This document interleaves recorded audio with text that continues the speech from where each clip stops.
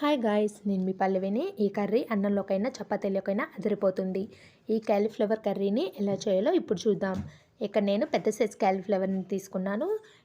క్యాలీఫ్లవర్ని ముక్కలుగా కట్ చేసి తీసుకోండి. మీడియం సైజ్ ముక్కలుగా కోసి తీసుకోండి. మరో పక్కన ఒక గిన్నెలో నీళ్ళని తీసుకొని ఇందులోకి 1/2 టీ స్పూన్ ఉప్పుని, కొంచెం పసుపుని తీసుకొని వేడి చేయండి. వేడి చేశాక క్యాలీఫ్లవర్ ముక్కల్ని వేసి 2 మినిట్స్ ఉడికించండి. ఎక్కువ ఉడికిస్తే క్యాలీఫ్లవర్ అనేవి చెదిరిపోతాయి. 2 మినిట్స్ ఉడికించాక పక్కకు తీసుకోండి.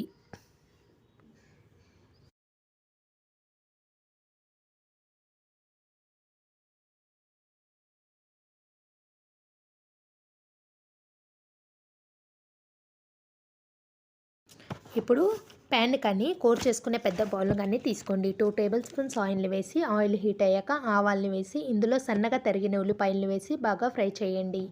2 కట్ చేసిన టమోటాలను వేసుకోండి. ఇప్పుడు 1 టేబుల్ స్పూన్ అల్లం పేస్ట్ని వేసుకోండి. వేసి ఫ్రై చేయండి. ఇప్పుడు ఒక మిక్సీ గిన్నెలోకి ఎండు కొబ్బరి వేసుకోండి.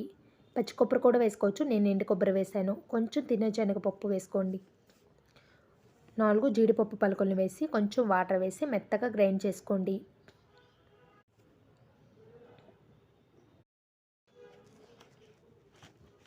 మెత్తగా గ్రైండ్ చేశాక ఇది కర్రీలోకి వేసుకోండి. ఇప్పుడు 1/2 టీ స్పూన్ పసుపుని,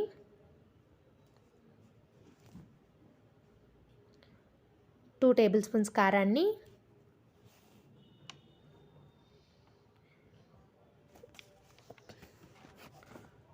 రుచికి సరిపడా ఉప్పు వేసి ఫ్రై చేయండి.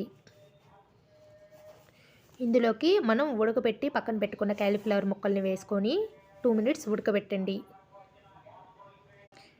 ఉప్పు, పసుపు, కారం అన్నీ ఈ క్యాలీఫ్లవర్కి పట్టాలి. 2 మినిట్స్ ఉడికించండి.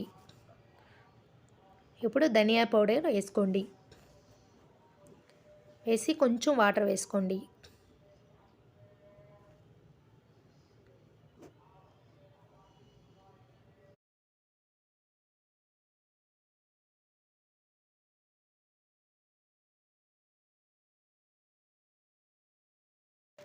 లో టు మీడియం ఫ్లేమ్లో పెట్టుకొని కర్రీ ఉడికించండి.